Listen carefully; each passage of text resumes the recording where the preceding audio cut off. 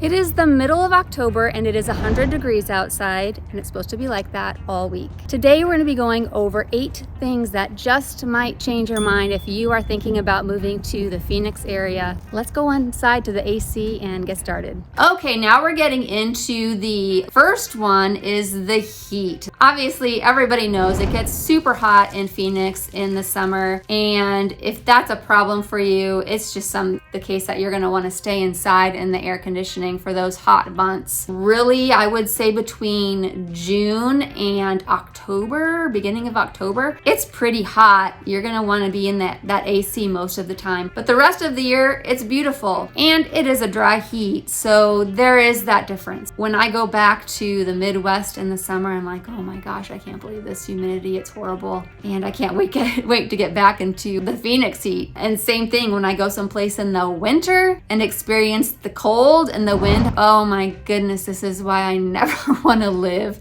in a cold state again. So there is the heat here that you have to deal with, but it's temporary and there's air conditioning. It's mostly dry. And even in the morning at night, you can still get out and you can do a couple things. And you don't have to shovel sunshine, so it's not so bad when you compare it to the weather in some other places. Okay, the next thing on the list is the lack of seasons. When I moved here, I was used to having 4 seasons and enjoying each one of them distinctively. When I got here, it was kind of a bummer that you didn't have the same changing of the colors when it was the fall.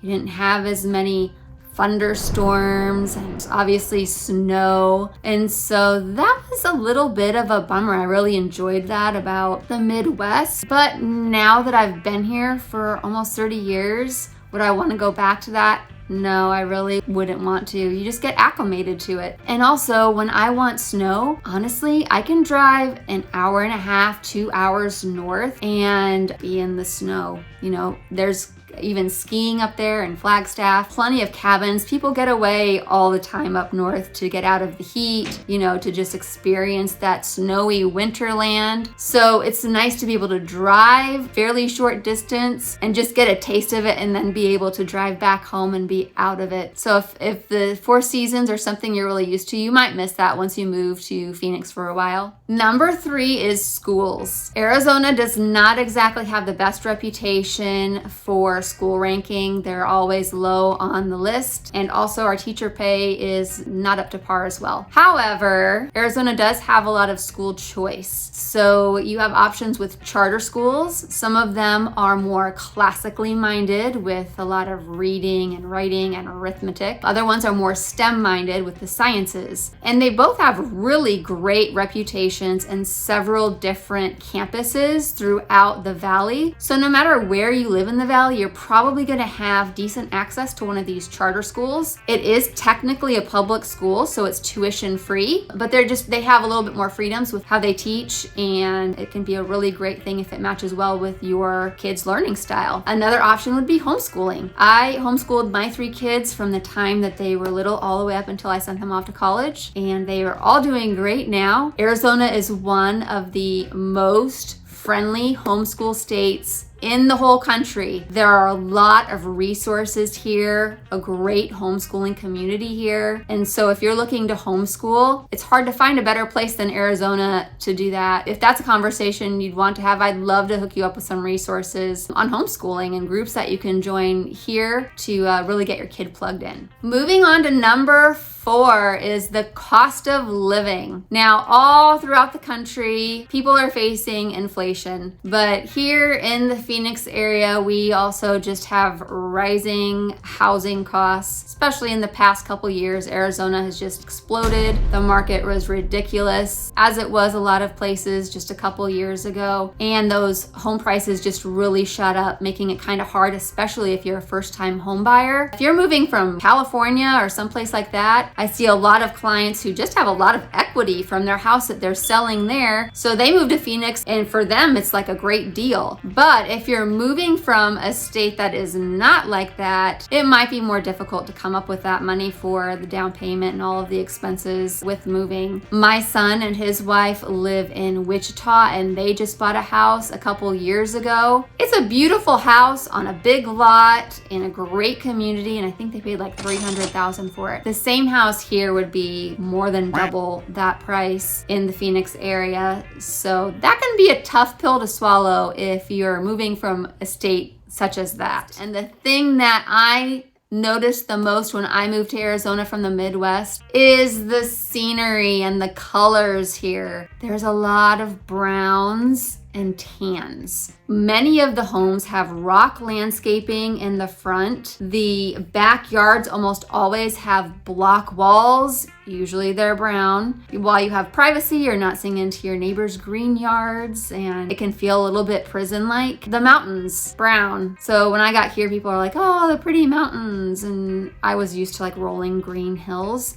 To me, I'm like, that mountain is not pretty. It just looks like a big brown pile of dirt to me. I just did not have any appreciation for the desert landscaping, and the fact that all of the houses and neighborhoods seem to be some shade of tan and brown was a little bit of a bummer for me, coming from lots of greenery, lots of trees and grass and hills. And so that took some getting used to. Also, I even visited a city in the Phoenix area called Paradise Valley. And I had heard people saying such great things about Paradise Valley. It's like the premier spot in the valley. It's where there's the most expensive real estate. And so I was like, I had these great expectations. Paradise Valley, I was envisioning like the Garden of Eden, paradise, green, flowers, bushes, trees. And so I go to Paradise Valley, and I'm driving down the street, and I'm like, this is Paradise Valley? It was very deserty. It's up against Camelback Mountain mostly. There are beautiful homes on Camelback Mountain and around Camelback Mountain, great architecture. The houses themselves are very amazing there, but it was not what I was expecting. So even in Paradise Valley, you are going to find brown. So you just have to get used to that and start appreciating that desert beauty, which I did. I love now hiking and getting up close on the mountains to see all of the wildlife and the different flowers. And so you can learn to appreciate the desert landscape. If you just really want to be in a neighborhood where there's more greenery, there certainly are neighborhoods like that in the valley for you. That's why you want someone like me to help you find those neighborhoods that are going to remind you a little bit more of home, maybe have a little bit more greenery and trees, and have a little bit more of a Midwest feel to make you feel at home. Number 6. I have not seen this on other people's lists as I have looked on YouTube, but it is the people here. That sounds terrible, being someone who lives in Arizona, but the people here may not seem as friendly as the state where you're coming from, depending on where you're coming from. I came from a state where people are very cordial, talkative, nice, you know each other. So when I moved to Arizona and I'd be taking a walk or in the store, and I'd be like, hi, you know, just saying hi to people, or you drive by them, your neighbor, you wave at them. And sometimes I would get looks like, do I know you? And it was just something that wasn't here. I guess I was surprised that people didn't say hi to each other when they passed each other on the street. When I went to visit my son and his family in Wichita, same thing. He's lived there a couple years. He knows everybody on his street. He knows everybody around the corner. He's helped people, you know, take out bushes and do other kinds of projects. I've lived in my house about 8 years, and sadly, I can name maybe 2 of my neighbors.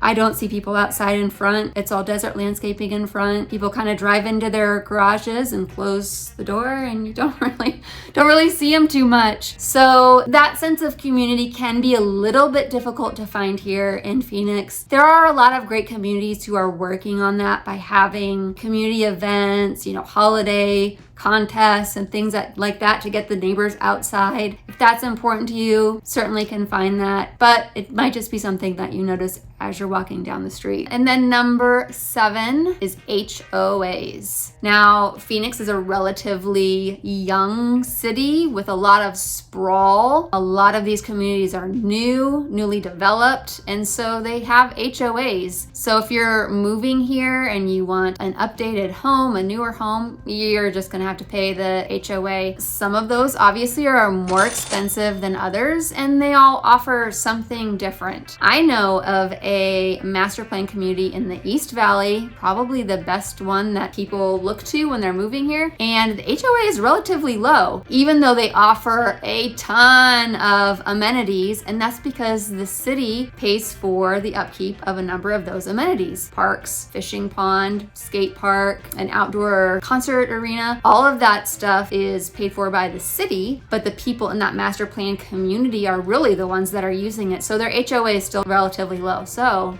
give me a call if you want to know more about that community. And if you really don't want to live in an HOA because you want that freedom to paint your house whatever color you want and work on your car in the driveway, then there are those neighborhoods available too, and I'd love to help you find that. Okay, so let's get right into it with number 8, which is transportation. There's 2 parts of this I want to talk about. The first one is the lack of public transportation that's available here in the Valley. If you're used to using buses or subways to get around, that's just not really a great option here. We have a light rail that some people use in Tempe and Central Phoenix, but most people don't depend on public transportation. So you're going to be very car dependent. You're going to want to maintain your car, keep that battery from dying in the summer heat. It's just a fact of life here in the Phoenix area. And then the second part, which I don't know if I agree with, but a lot of people say that the drivers here are just bad. They drive fast, they run red lights. Sometimes you hear stories about people getting onto the freeway going the wrong way. It's true, you're gonna have that anywhere, but apparently some people complain about the drivers here, especially in the winter months. We do get a lot of snowbirds that are down here, in which case the Phoenicians are complaining about how slow they're driving. So maybe there's some truth to that. Us Phoenicians like to drive fast, I guess. But I used to commute all the way from Chandler to North Scottsdale during rush hour. I didn't think it was that bad, certainly not as bad as a bigger city like LA. But if you're coming maybe from a smaller area where you're not used to running into traffic jams or that sort of thing, it might bother you. And that's it for my list of 8 things that might make you think twice about moving to the Phoenix area. Hope you liked it and it was helpful. If so, go ahead and subscribe and like this video. It'll help us reach more people. Check out some of my other videos. And if you're looking for a realtor in the Phoenix area, reach out, go ahead and shoot me a text, send me an email. I'd love to help you out. I got your back when making a move to the Phoenix area. Until next time, have a great day.